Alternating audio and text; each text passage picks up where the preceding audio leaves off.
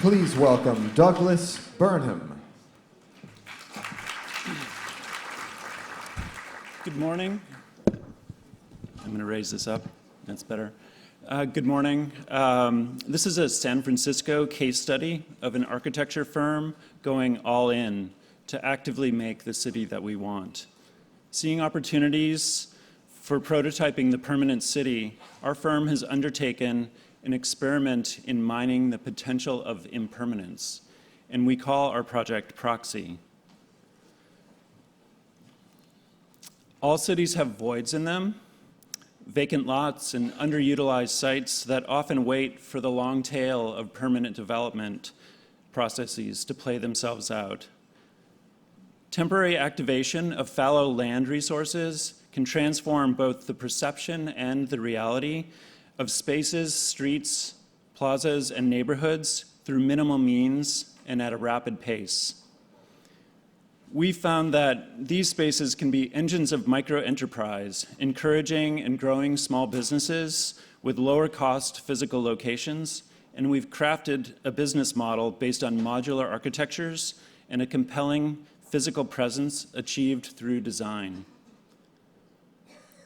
For PROXY, the parameters of the project were set by the city government, but the ideas were developed and implemented through our own private initiative with no financial assistance from the city.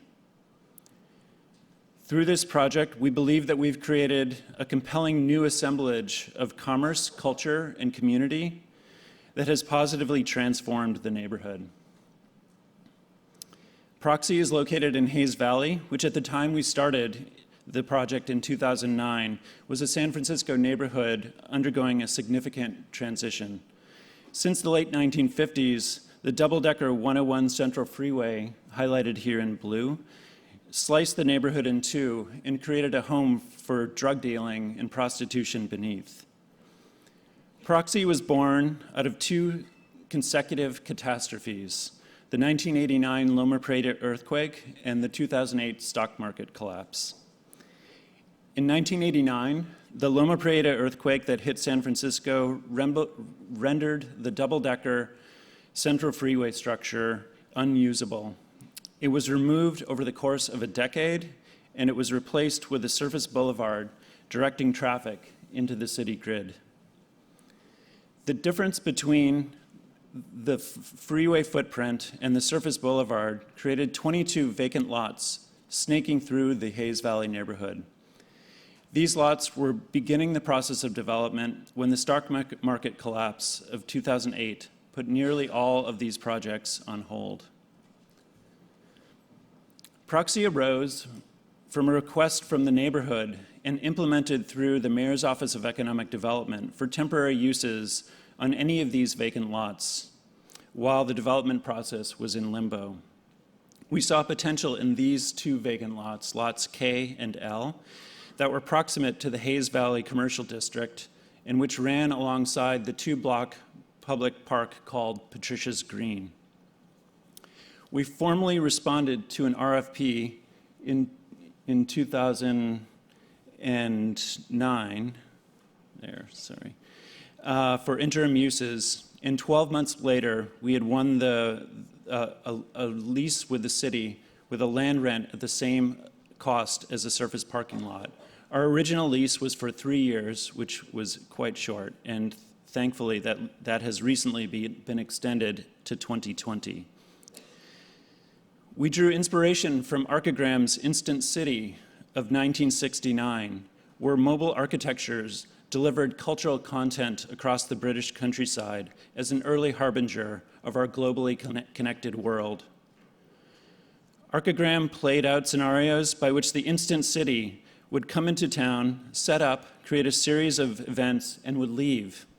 But the legacy of the Instant City would be the network of relationships and cultural hubs that it left behind.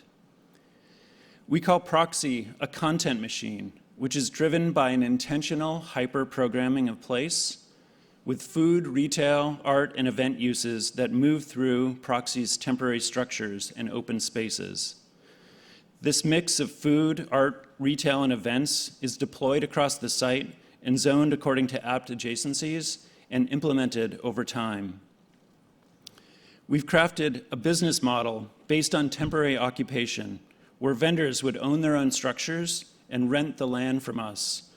When our lease at PROXY is up, the vendors can take their structures with them and install them on other vacant sites.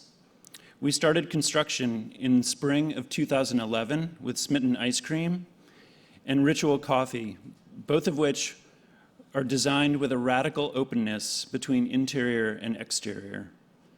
By the fall of 2011, we had opened Beer Garden, which has become a beloved neighborhood center. In 2012, we added the Streets of San Francisco bicycle tours, who recently expanded their footprint to 3 times their original size. In 2014, we embedded fitness elements for an outdoor fitness company into the design of our new event space, with a ground graphic that is an invitation to jump, play, and move.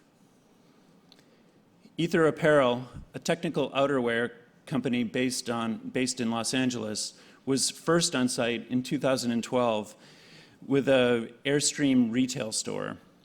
Soon after, they approached us to build their first fixed location, consisting of 3 stacked and offset 40-foot containers.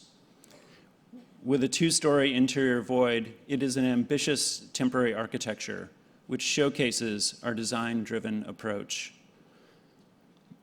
Art has been important since PROXY's beginnings in 2011, when we helped realize Ben Ein's Brighter, Faster graffiti mural.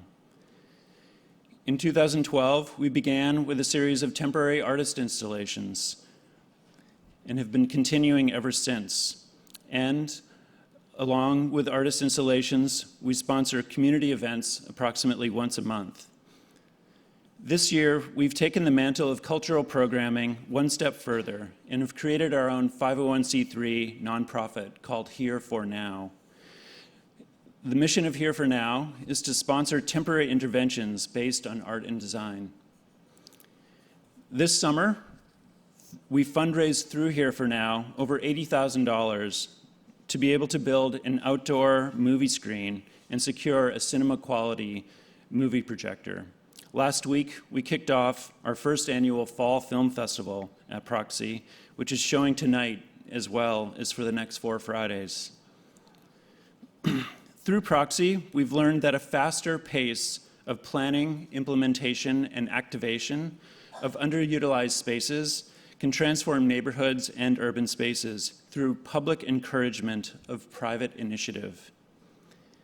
And in casting a living vision of the contemporary city, we've expanded our role as architects to include developer, urban instigator, steward, curator, and civic risk taker.